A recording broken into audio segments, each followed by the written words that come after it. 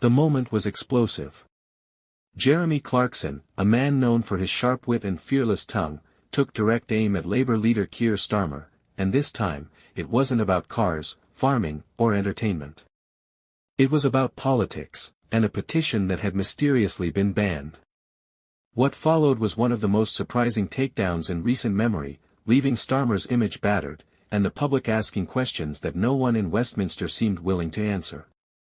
Keir Starmer has spent years shaping his reputation as a careful, calculated politician. He avoids controversy when he can, presents himself as calm and steady, and works hard to project the image of a leader in waiting. But Clarkson is not the type of man to play by political rules. When he spotted the story of a petition gaining massive traction, only to be suddenly pulled down and banned, he didn't hold back. In his trademark no-nonsense style, he went straight for the jugular.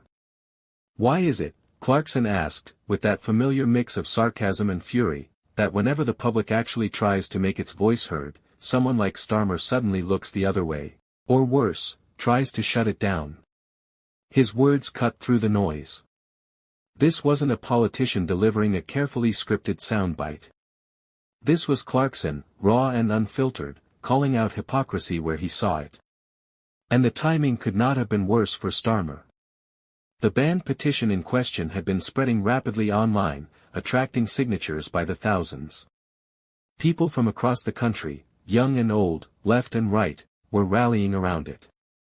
But then, without warning, it vanished. No explanation. No transparency. Just gone. And in the silence that followed, Clarkson's voice was the loudest.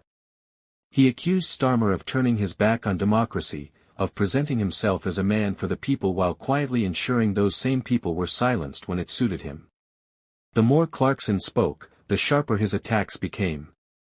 He mocked Starmer's lawyerly background, painting him as a man who hides behind technicalities rather than standing up for real principles. If the people are angry enough to sign a petition in their millions, Clarkson thundered, maybe the job of a leader isn't to delete it, but to listen to it.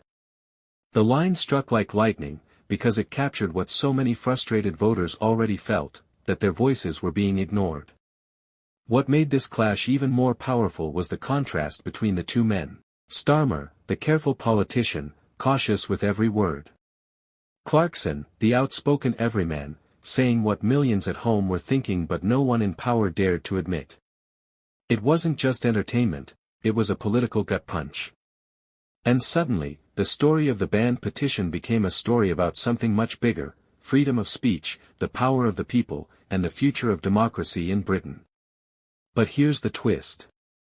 Some say Clarkson went too far, that his outrage was more about spectacle than substance.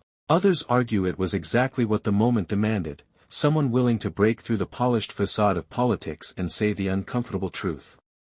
Either way, Starmer was left scrambling, accused of hypocrisy and weakness, while Clarkson walked away as the unlikely voice of the people.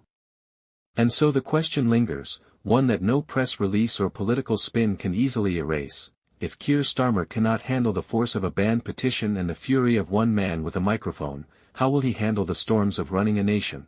Was Clarkson merely stirring the pot, or did he just expose the cracks in the image of Britain's would-be Prime Minister?